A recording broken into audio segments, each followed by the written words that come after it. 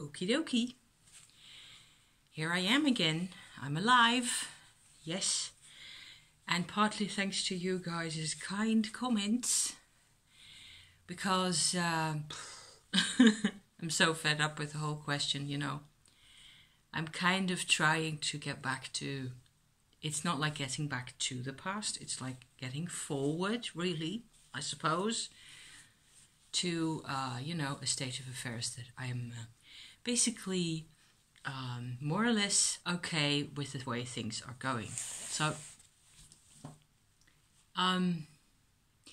you've helped me quite a lot with your positive comments and, you know, general. I knew you were going to say those things because that's the kind of things that we say to each other, right? Because that's the way we like to do the things nowadays. So amazing.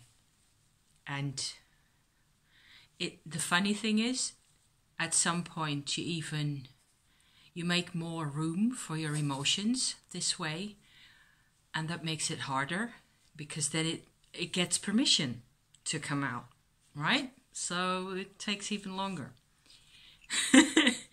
Yeah, I'm kind of new to this game, so anyway, I've got me a second little cup, half a cup of coffee, like so, with some crystallized ginger and ginger juice in there. Basically also because the first one was a fail. With the type of coffee in a filter, you know, that I use, you shouldn't use water that is boiled for too long. I don't really know. What they're telling me is that it has to do with the oxygen content in the water.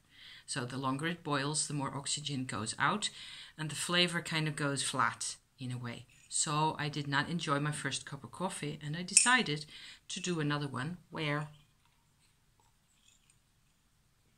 Testing.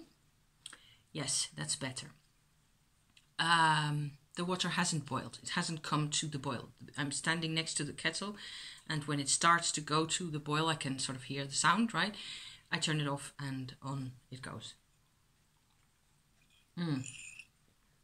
Way nicer. Less bitter and more variation in the flavor, even all over the ginger, because it's way gingery now. It's like 60% ginger flavor and 40% coffee flavor, but still fine. It's fine.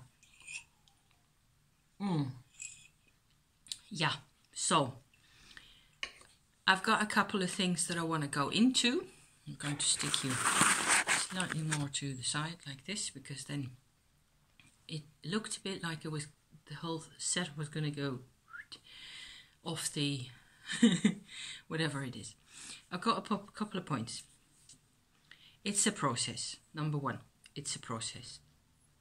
For me, what works in the end is understanding all the perspectives. I've gone into that a couple of times already, or I've referred to that a couple of times already in the year and a bit that I'm doing this, you know. To me, I am not interested in one guy's perspective only, ever. There isn't such a thing, as far as I'm concerned, as one perspective only at a time. Except that, of course, to all of us, we all have our own personal, you know, deepest felt perspective that needs room, and it needs to be talked about, and it needs to, you know, space and all that. So to that extent, there's also one perspective at a time. Yes. So what helped me quite a bit yesterday, I'm still feeling not completely like I'm, you know, pizzazz and bubbly and things like that, to the extent that I am ever those things. Maybe in summertime, you know, I'm a Leo, so I just tend to wait for things to come to me anyway. So yeah, I'm still tired and I'm still angry also because of things that were said. I haven't really shared everything that my dad said to me with you exactly in the way that he has said the things. And because it turns out that's what it happens like for me, because I'm not really an angry person myself. It takes me a long time to really get angry, to sort of even begin to grasp that somebody is doing things or saying things to get at me, to get under my skin, or to, you know, test me or things like that. It takes me an age to decide or to find that out, to realize that, wow, this is what they really want. How is that even a thing? You know, how can you spend your days like this? So then there's the inside, the fact that I don't feel seen, 0%, which was why at the end I decided to pull the plug on the whole operation. There is also, I'm left with sensations of completely not understanding how any of this is supposed to work, how you're supposed to, you know, live that way, or what he wants with saying things like that to me. And there I need to do some thinking, which I have done. And then icing on that cake is the astrology, basically. So that's more or less the level I was at yesterday afternoon. I thought also that I should, you know, bring this to you guys again, because there are people who do this kind of thing in this way, like he does them, and I want to analyze that for us, you know, to see what goes wrong potentially in the case that this goes wrong. There are loads of cases where it doesn't go wrong, okay? So I'm not talking about those. I'm talking about the moments where communication just sort of disintegrates because you and I can't deal with this type of stuff. You just can't, you know? This is what happens. In this particular case, this guy, my dad, tells me basically that I am insane, that I am, in different terminology and in different phrases of his, he tells me that I am mentally ill, basically, okay? So he has this type of an interest or an impression, I should say, of me that I don't really function properly, whatever that means, okay? Phase 1. Part 1, this is what he's saying. Now, in my book, and in many people's books, and certainly what husband said was the same, in the case that there is a person who is mentally incapable or incapacitated in some way, what are the other people supposed to do other than try and support, try and protect that person? Makes sense. You would tend to say this person can't really do all those things for themselves. They're having a hard time. Let's just, you know, let's keep them safe. Let's keep them, whatever. Looking out for them. Making plans for Nigel type of a vibe, if you know what I mean. Look it up. Google it. It'll pop up. In case you're too young to get that type of reference. My dad doesn't do that. So, phase 2 of the whole weirdo, you know, you can put labels on these types of interactions. I don't care. I've done that. I don't care about the labels at this point. I'm interested in analyzing the process because he doesn't feel sorry for me, which is a good thing because I don't need that either, okay? I'm very much questioning his premise that I am mentally unstable or whatever it is because I don't see it that way, but then again, whatever. No, the second thing that he comes up with is distrust, basically. And how he puts the things, how he expresses himself, it looks and it sounds to all intents and purposes like I cannot be trusted, to the extent even that I am being held accountable for something that I am obviously unable to account for. It's called gaslighting. In case you hadn't picked that up, this is gaslighting. I've experienced the gaslighting the way my mum had to live with it for 18 years. Here's to you, Ma. Oh, So it takes me an age and a half. It took me 2 months to basically get, fed up with this. And I was, I'm proudest of all of sticking it out this long, not getting angry, other than, angry visions. Because I had moments, I swear to you, there were moments where I felt like I am this guy on the rooftop on the other side of the street with a weapon. Seen too many of those types of movies. CSI stuff, that kind of thing. The moment I call myself to, not to arms, the other thing, the moment I try to really imagine that, I go like, really? I don't want to touch anything that hurts somebody else. So that's that. What?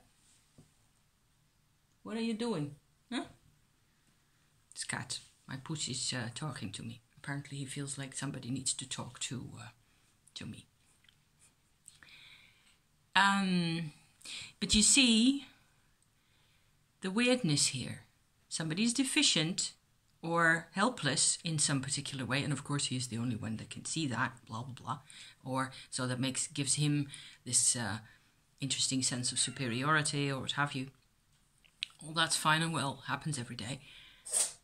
But then instead of doing what I think is the normal Homo sapiens way of doing things, in a society that wants to survive, you try to control the damages. So you try to protect, whatever. And none of that's ever happened for my mum, and I am doing it for myself now. Because Sister's doing it for themselves now. Thank you very much. It's still hard to talk about these things because I don't have any energy, and it's cold outside and all those things, It's just been a bit of a... I dreamt this morning when I woke up, I had dreamed again about moving house. Cardboard boxes and all the shit. So, okay, so I have this sort of an analysis up to that point where, okay, so then this person goes into a mode where apparently it is impossible to just generally feel sorry for somebody if they're malfunctioning, or do something to protect them even if you don't understand them, or any of another dozen ways that you can think of. In his view, even though I am completely screwed up and weird and stupid and all those things, I am still a sovereign human being. I am supposed to be capable of dealing with any of this that he throws at me. I am supposed to fight, I don't know, with him about this.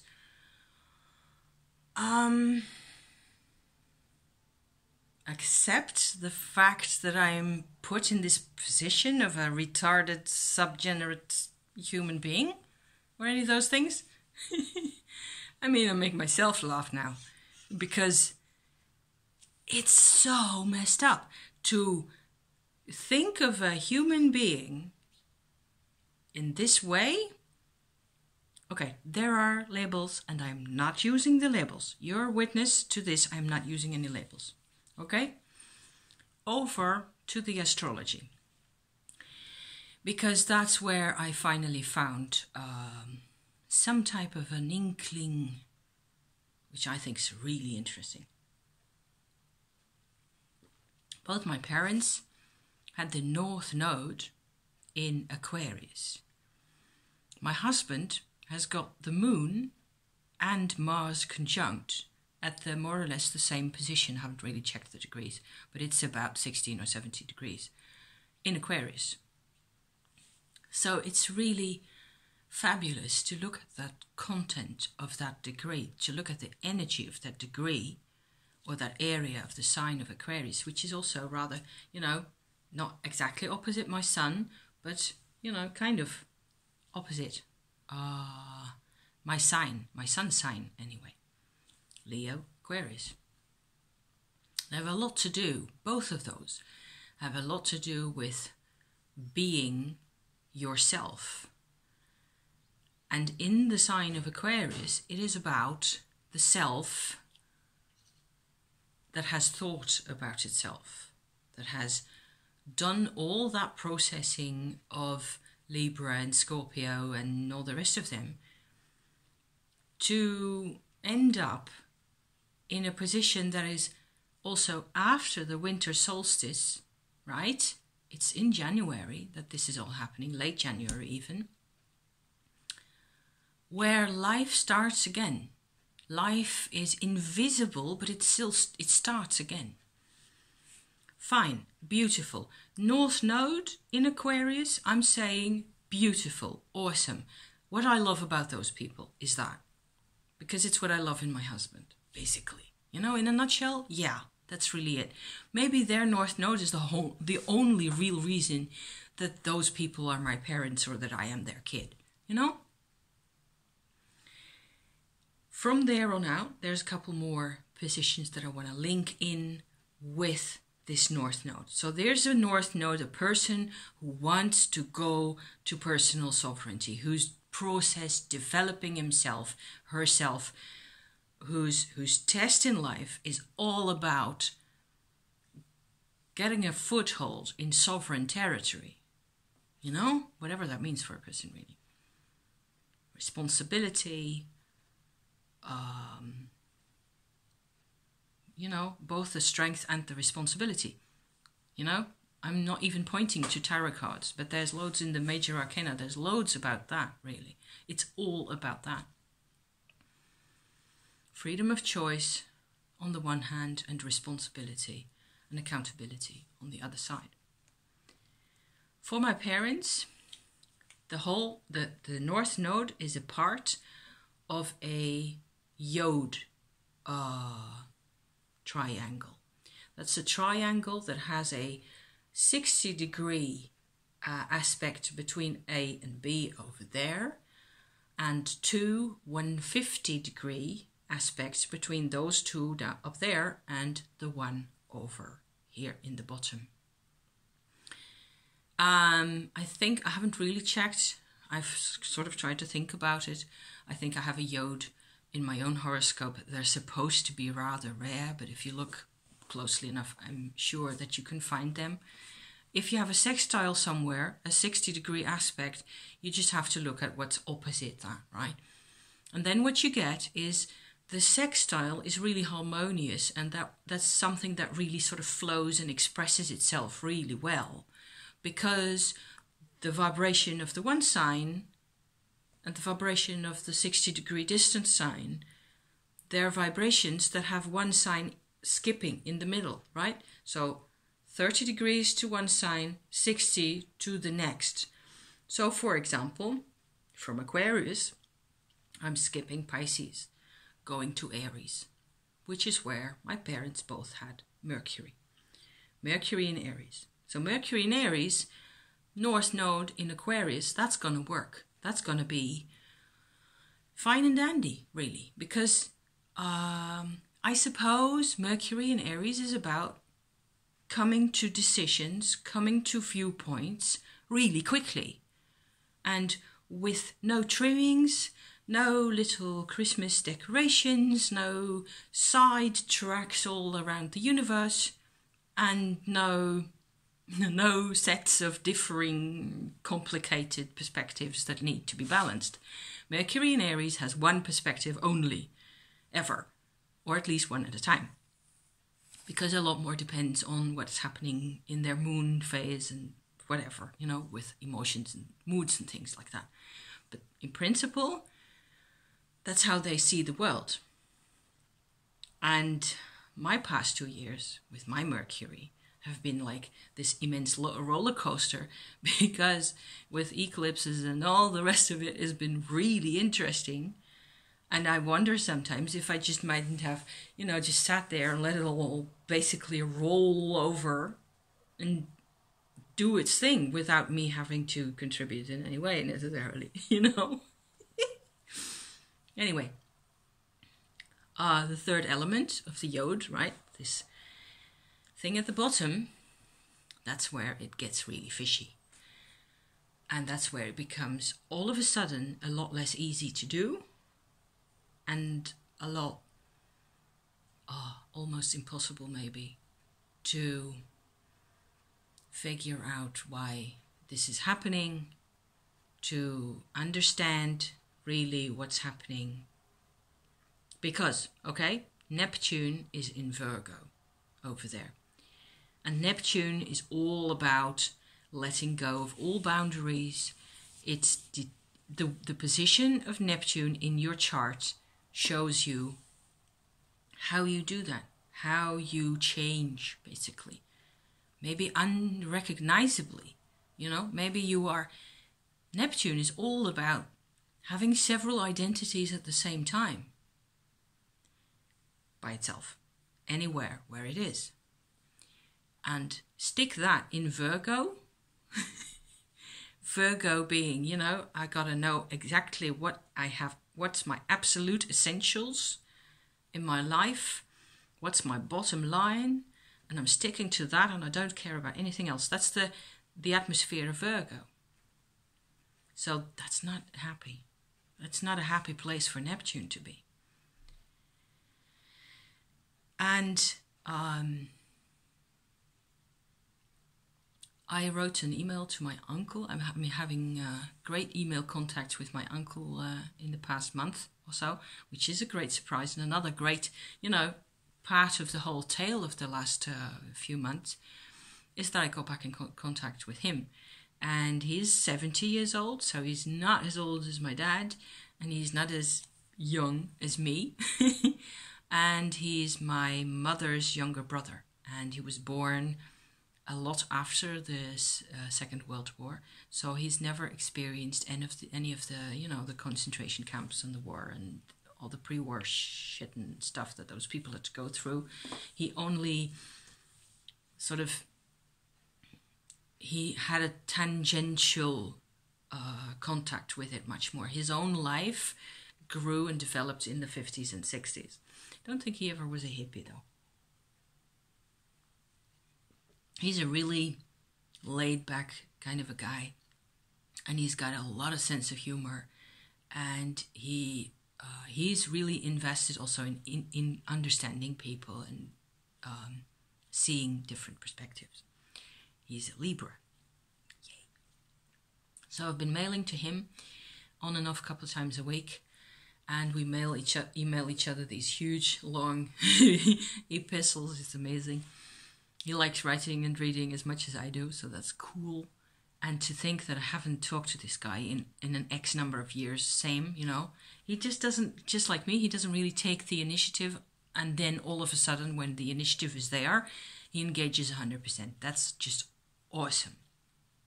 So I said to him about, because he's been, you know, kind of coming along for the journey for all these in all these past weeks with my dad and all that.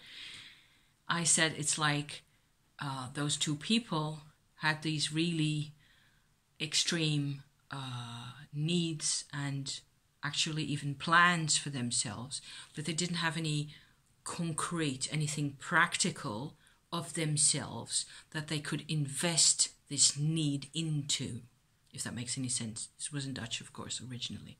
So there's all that, right? You just, you have to have practical tools. If I'm frustrated, I come out and vlog, or I talk to somebody. That's one. It's an easy way. There's an easy access for me into another area of life where I can actually practically do something that changes things, even if it's only on the outside, even if it's only, you know. So, and I think they didn't have that, and because of the Neptune in Virgo, I think that's quite hard. And there will be more people in that whole generation of this Neptune in Virgo business who have had stuff going on over there. It might explain quite a bit more. And if there's two angles, whatever, you know. And I suppose if instead of Mercury in Aries, you would have Venus over there, it will look different again. So, yeah. So to me, I sort of did the analysis of the terrible being called crazy story, and then I jumped over to the astrology in order to see that this is how important personal sovereignty really is to him. It's something I couldn't talk to my dad about at all because he just blanked it out immediately, which is telling in a way. And then, the problem with the sovereignty, which I don't really have because my North Node is in Taurus. Okay, so to me it's more like being able to carry the whole thing and to be strong and to be patient. Those are my things, ideally. Good luck with that, patience. Not so much. But I'm trying, and I know that connecting to the earth and all that, and there's more going on with the whole North Node position in Taurus for me because there's a lot of relatives that have some type of planetary position over there. It's very funny. So I basically helped myself by coming up with this astrological bit there. This, what do you call it? Set of aspects, more like a crystalline figure almost. And afterwards, I felt better. I could sort of see that, okay, again, this is how I am not like them, really, and how they are not like me. So, yeah, I can see that I'm just supposed to learn about these things, okay? So, this is about the North Node, basically. It's tough, and it has made huge inroads on my energy levels in the past couple of days. I do feel quite a bit better at the moment, also talking to you guys again, because I just can't keep away anyway. And in that sense, I have done 2 more things. Let me just finish my coffee here. It's still yummy, although it's kind of cold now. I saw, Lisa, you had worked with the Shadowscapes Tarot, and you said that it was so hard to connect to those images because they're not big enough basically for the image that's on them. And I thought that was really interesting. So I just did a little graphic, no, I don't know what the word is, like illustration-wise exercise with the images, or some of the images from the Shadowscapes Tarot. Let me pick out one that's rather clear. Here we have the Ace of Cups as it has come out in the way I have made it. So I make a Word document, I select a shape, like that, and what I have done is I've cropped the images quite severely, as you can see, because the original of this image is like at least twice the size, and in this particular case it's very obvious it's an Ace of Cups, right? Also in the normal card version. This is the Ace of Pentacles, like so, in the version that I made, where I really had to, crop it down all the way, still fairly easy to see, because there's the ace of the suit right there. In this case, this is the Moon card, okay? I was just trying this out to see whether it would work, to zoom in on the photo, on the image, right? In such a way that you can actually sort of tell what's going on in there. As regards, I think what basically happens is that if you cannot make out faces and gestures well enough in a whole large bundle of, no matter how gorgeous the illustrations really are. This is my King of Swords here. Isn't he handsome? I think that's pretty nice. I wouldn't be surprised if you might be able, somebody out there, to talk to Shadowscapes and sell this. Queen of Wands. I basically did all the aces and one court card per suit. That's the Knight of Pent right there. And you can do them better than this, it doesn't matter. But I'm just showing you these. It's the Ace of Wands. Look at those foxes, aren't they just so adorable? I think this looks really nice. And if this deck had been like this, I would have bought it. Sorry to say. Ace of Swords with the swans. Isn't that pretty? And I've got the Chariot. I've got a couple of, I think it is like 6 and 8. Yes, so 6 majors. Chariot, the Lovers. See? This was a really big zoom. The Tower, just because I love the tree so much. See? So I had to, this is like less than a third maybe even of the total of the card. So I had to, if the card is this big, there's so much stuff going on that you can't even make out the details enough. So I thought that was cool. It's like an exercise in things. Death card. I'm also recording this to see whether what it looks like on the video, like that. I enjoy these. So it's like a broken Shadowscapes deck now.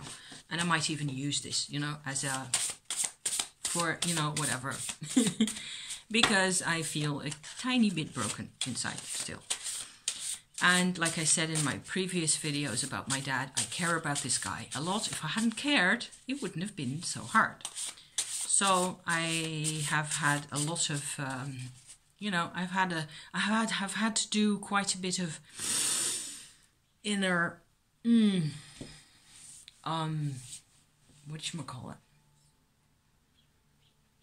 It's not, I don't doubt myself anymore, which is a good thing, right? And I can do a million things. I can do so much that makes, I can do this. And my mum could not, and that was so sad.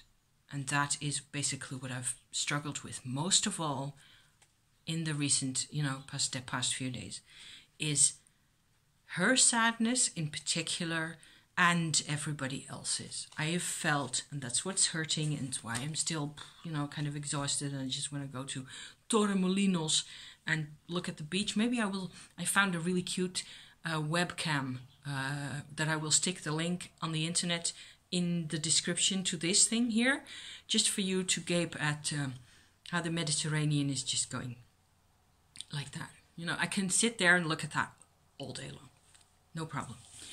But the thing about the sadness, and especially about my mum's sadness and her, the funny thing is, it totally and beautifully linked up with, if you just want that, that's what you're going to get, right? With Peggy's Bigfoot enterprise this week. So I enjoyed that hugely. I am a huge fan of Peggy's Paranormal Ponderings. I'm staying on there no matter what. And I said in the comments, I will try to make a drawing of, because it's the season, you know, I'll try to make a drawing of Bigfoot, Holy Mother and Child. And here it is. So you probably won't be seeing any of the shine in the gold. There is bits of gold here. And husband likes this a lot. Oh yeah, there's the bottom side of the drawing. And they're really ugly, aren't they?